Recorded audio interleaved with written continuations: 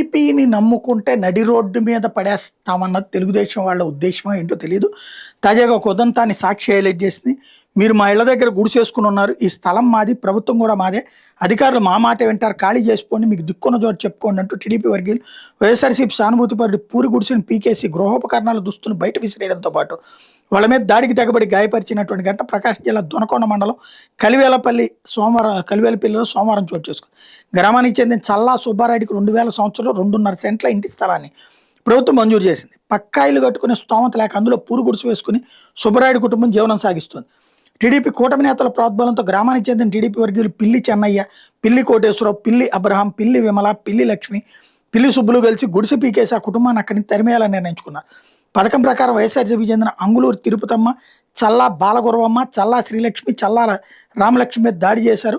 అంగుళూరు తిరుపతమ్మకు తలకు తీవ్ర గాయాలైనాయి అన్నటువంటిది హైలైట్ చేసింది. ఏదో చూస్తే ఇద్దరు కుటుంబాల మధ్య గొడవలాగా ఉంది.